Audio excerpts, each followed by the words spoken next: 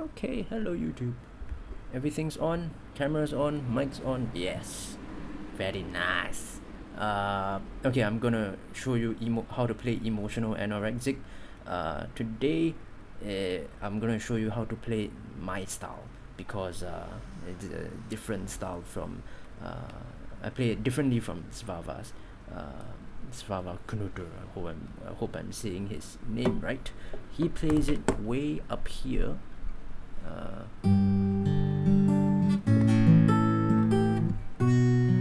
Yeah, right. So that's what he does, I think. And what I do, I have my capo on the 5th fret, and I start with a chord that looks like a C.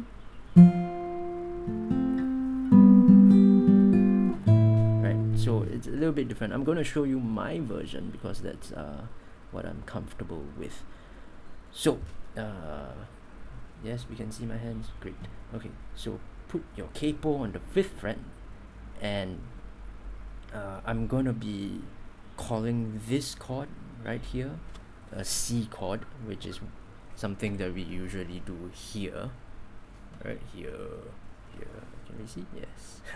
So I'm gonna call this a C chord. It's essentially the same position, even though it's really an F major chord, right? But I'm just going to call it C chord so everyone can stay sane and not get too confused. So if you put, oh wait, let me play the introduction so that everyone knows what it sounds like.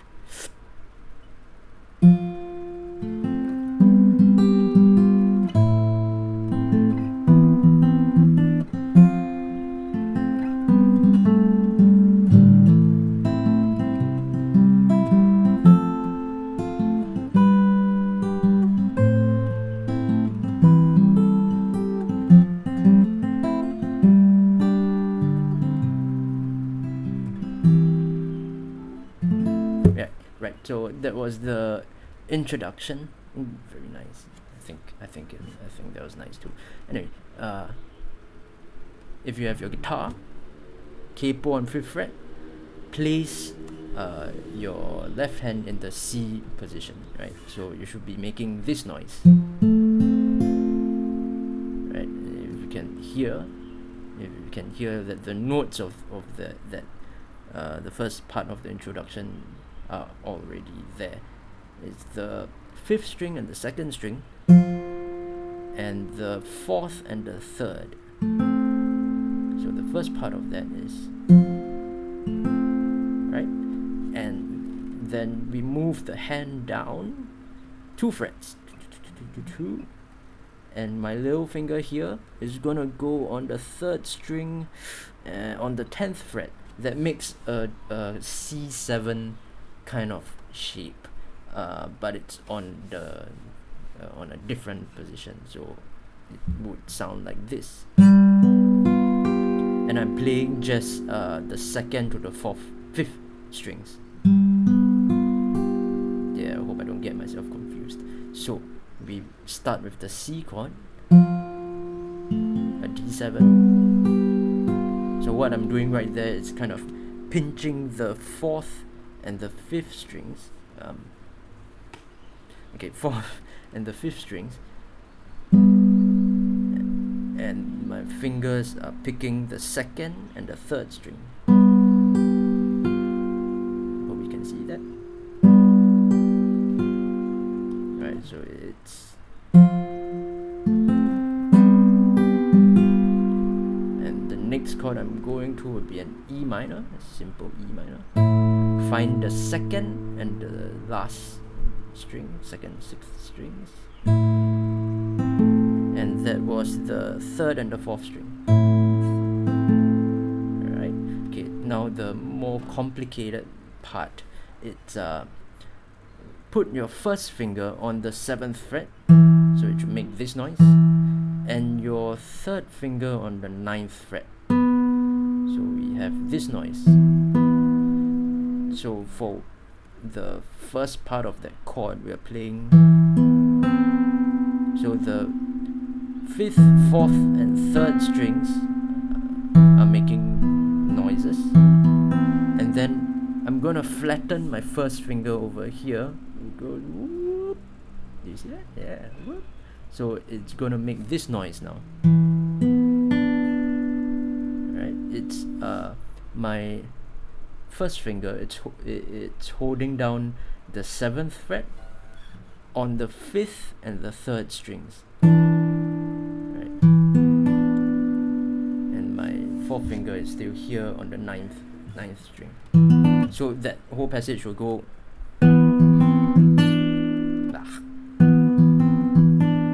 right. So my finger kind of collapses in to play that note. So from the beginning,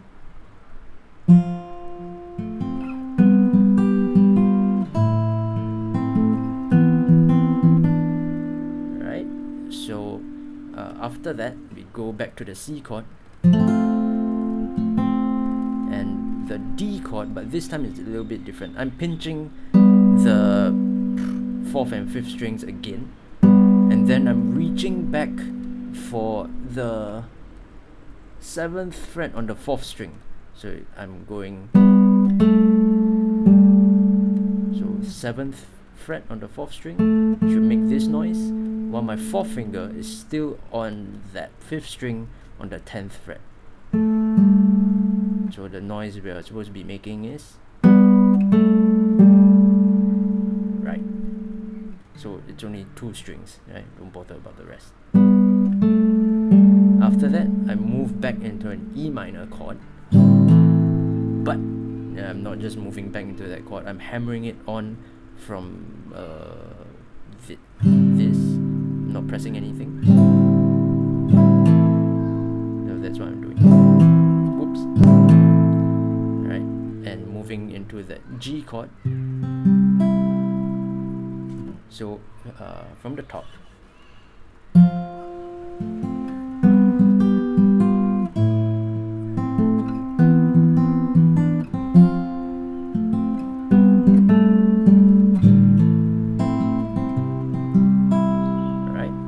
So the next thing is going to be a C again. C. Okay, so that's the 1st and the 5th string. That's the important notes, and a D. So that's a normal D, and then to E minor. But I'm having my 3rd finger on the 9th fret here, should make this noise, and my 1st finger on the 7th fret here. So I'm really playing the 6th string, the 4th, the 3rd, 2nd, and 1st. Right, so it will sound like that's the 6th and the 1st.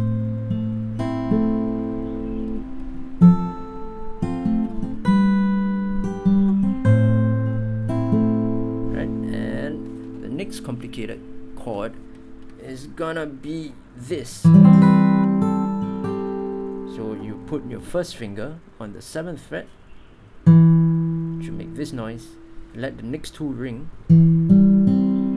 find that, 3rd finger on on the 8th fret, I can't count,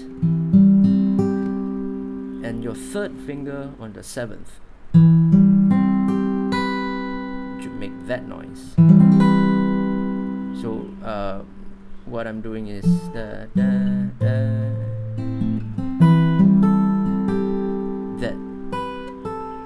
comes from this chord.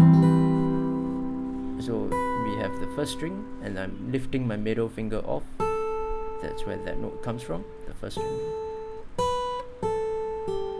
So that last note was my 3rd finger on the 8th fret. Whoop. Right, so it goes.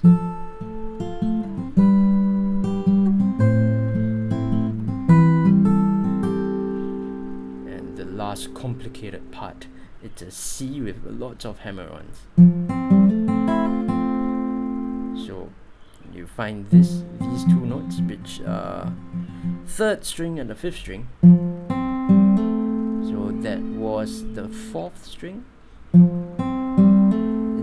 a C, but I'm hammering on when I get there. And then third string again. And second string, I'm hammering it on when I get there. And now I have a C chord. Alright. Right, and to a D chord. G. And this is something I G with a B bass, even though it's really an E bass. Right, so let me play that again and hopefully you'll be able to follow.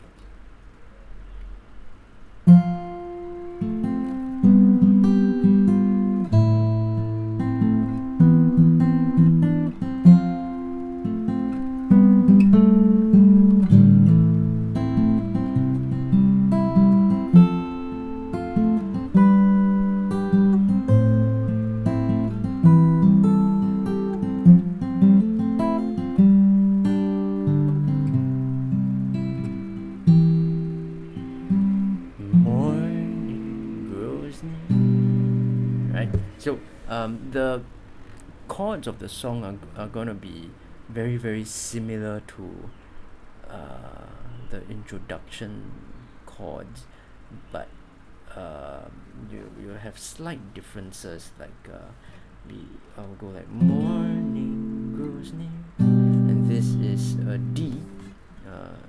If you play the D like this,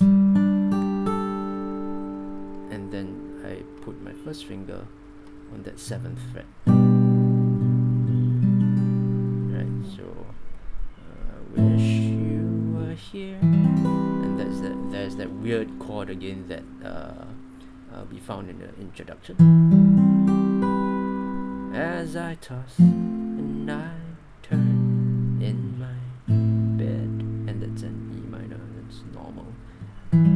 Right, so it basically repeats, and sometimes this chord, instead of this chord, I play the normal G, but it's a choice that you make.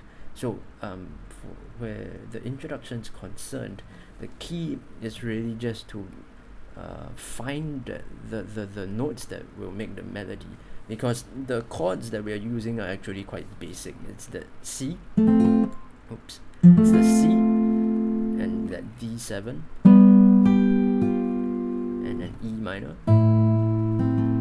Okay, something weird here, but it looks like a power chord.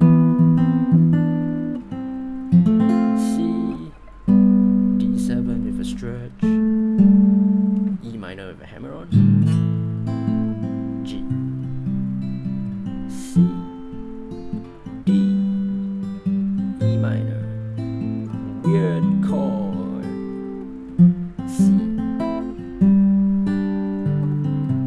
Right, so that's it. I hope that helps. If anything's unclear, feel free to ask me, and I hope I'll be able to explain it to you. So that was my first video lesson ever. Okay, goodbye.